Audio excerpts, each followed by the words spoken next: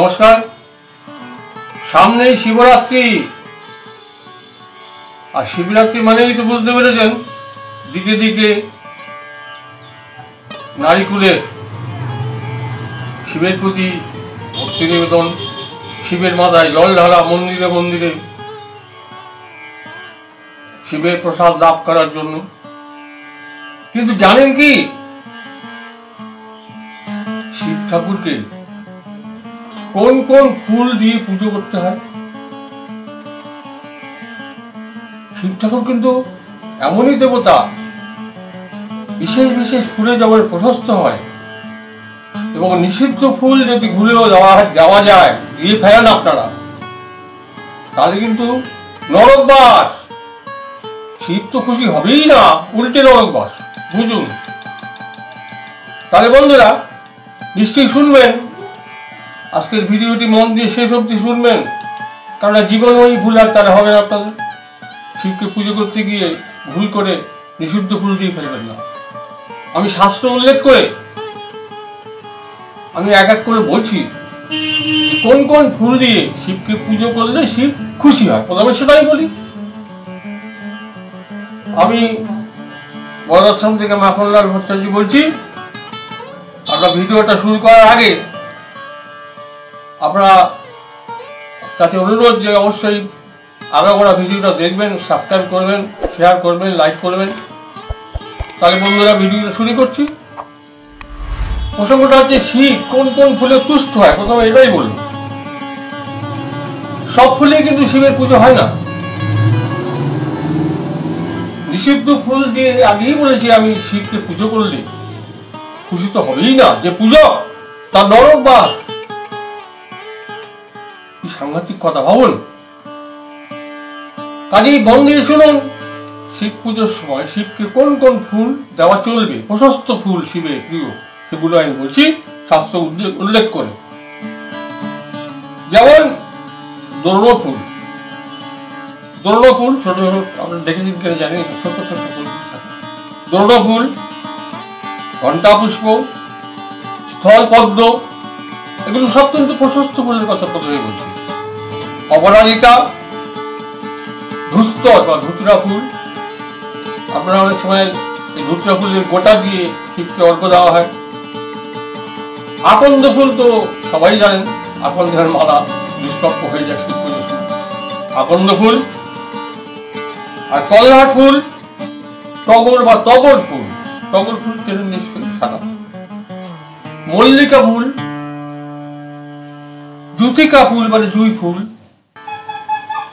কেতকী ফুল, কুমুদ, রক্তপদ্ম, বন পুষ্প, চম্পক মানে চাপা, আবার সবার শেষে বেল ফুল, বিল্লু পুষ্প। যদি আপনারা ভুলে যান, আমি আবার স্মরণ করিয়ে দিচ্ছি, মন দিয়ে শুনুন। প্রশস্ত পুষ্প হচ্ছে দোর্ণ পুষ্প, ঘণ্টা পুষ্প, স্থল পদ্ম, অপরাজিতা, তারপরে ধূস্তর, আকন্দ, কল্যাণ, টগর, মল্লিকা, জুথিকা, কেতকী, কুমুদ, রক্তপদ্ম, বন পুষ্প, চম্পক আর বিল্ল পুষ্প মানে বেলফুল। তাকে এগুলো দিয়ে আপনারা পুজো করবেন, শিব এইসব পুষ্পে খুব খুশি হয়। এইবারে আরো মন দিয়ে শুনুন, নিষিদ্ধ পুষ্প ভুলেও শিব পুজো করবেন না সেই ফুল দিয়ে। সেগুলো বলছি, যেমন যে ফুলের গন্ধ নেওয়া হয়ে গেছে, সেই ফুল গন্ধ নিয়েছে, সেই ফুল দিয়ে পুজো করবেন। বাসি ফুল,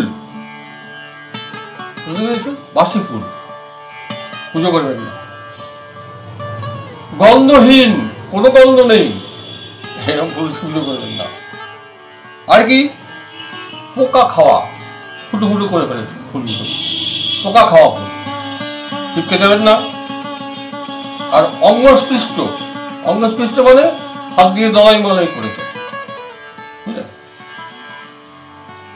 ফুল দিয়ে শিব পুজো নিষিদ্ধ একেবারে। এছাড়া আমাদের লিঙ্গতন্ত্রে নিষিদ্ধ পুষ্প সম্বন্ধে একটা শ্লোক আছে। সেটা কি? সেটা হচ্ছে লবঙ্গ মালতী জাতি কুন্দ শেফালিকা জবা শঙ্করায় ন দাতব্যং দাতা চ নরকম্রতে। এই জন্যই বলছিলাম যে নিষিদ্ধ পুষ্প দিয়ে পুজো করলে অনেক মাস হয়, এটা লিঙ্গ পুরাণে আছে। আবার আমি শ্লোকটা পড়ে মানে বলে দিচ্ছি। লবঙ্গ মালতী জাতি কুন্দ শেফালিকা জবা শঙ্করায় ন দাতব্য দাতা নরক নরকম ব্রজে। অর্থাৎ মন দিয়ে শুনুন এবার, লবঙ্গ মালতী জাতি কুন্দ শেফালিকা মানে শিউলি ফুল এবং জবা ফুল শিবকে দেবে না, সেক্ষেত্রে দাতার নরক বাস হয়। বুঝতে পেরেছেন? মা বোনেরা, বন্ধুরা, কথাগুলো মনে রাখবেন, নাহলে ভিডিওটা একবার শুনে নেবেন। বুঝতে পেরেছেন? তাহলে আমি আপনাদের জন্য আবার আমি স্মরণ করিয়ে দিচ্ছি নিষিদ্ধতার ব্যাপারটা।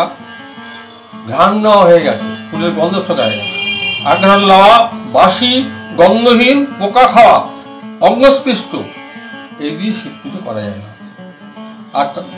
আর লবঙ্গ মালতী জাতি কুন্দ শিউলি এবং জবা ফুল শিবকে দেবে না। নিশ্চয়ই বুঝতে পেরেছেন? আপনারা শিবের মাথায় যখন জল ঢালবেন তো জল দিয়ে অভিষেক করতে পারবেন, কোনো অসুবিধা নেই। এবং পঞ্চামৃত দিয়ে অভিষেক করতে পারেন, কেউ দুধ ঢালে, পঞ্চামৃত মিশিয়ে কেউ ঢালে, করবেন। তবে হ্যাঁ, শিবের মাথায় দেওয়ার সময় কিন্তু বেলপাতাটি, একটি বেলপাতা অন্তপক্ষে ব্যবহার করবেন। নমঃ শিবায় বলে শিবের মাথায় একটি বেলপাতা খুব খুশি হয় শিব ঠাকুর। বুঝলেন? একটু জল, একটা বেলপাতা। এটা আমার অনুরোধ, যেসব ভাইয়েরা মায়েরা বাবার মাথায় জল ঢালতে যাচ্ছেন, মালা দিন, ফুল দিন, ফুল বলে দিলাম, আর একটি বেলপাতা আত্মস্থ হয়ে নমঃ শিবায় বলে মাথায় একটি বেলপাতা মনে হবে। এবারে পুজোর মন্ত্র, নমস্কার মন্ত্র যেখানে যেখানে যাবেন ঠাকুর মশাইরা বলে দেবে, আপনারাও মুখস্থ হয়ে গেছে করে করে, বুঝলেন? কোনো অসুবিধা নেই। কীভাবে জল ঢালার মন্ত্র বলে দেবে, কি পুষ্পাঞ্জলি দেওয়ার মন্ত্র ঠাকুর মশাইরা বলে দেবে, নমস্কার মন্ত্র নমঃ শিবায় অসন্তায় সেও বলে দেবে। তবে মনে মনে কিন্তু শিব ভাবেন, ভাবিত ভাবনা, শিব ভাবিত ভাবনা, এর মানেটা হচ্ছে আপনার চিন্তাটা সারাক্ষণ উপবাসের থেকে যেন শিবের চিন্তায় মগ্ন থাকে। শিবরাত্রি কিন্তু একটা এমনই ব্রত যে ওই ব্রতের মাহাত্ম্য উপবাস থাকা, গোজা মিলের কোনো ব্যাপার না। যাদের শরীর খারাপ আছে তারা ব্যতিক্রম, কিন্তু উপোস করে থেকে তাত্ত্বিকভাবে নিজের চেতনাকে শিবের সঙ্গে একীভূত করে দিয়ে ভক্তিপূর্ব শিবকে দিলে দেখবেন কিভাবে অভাবনীয়ভাবে আপনি তার প্রসাদ পেয়ে যাবেন, তার ফল পেয়ে যাবেন। সাক্ষাৎ দেবতা, বুঝতে পেরেছেন? আমারও আরাধ্য দেব শিব, বুঝতে পেরেছেন?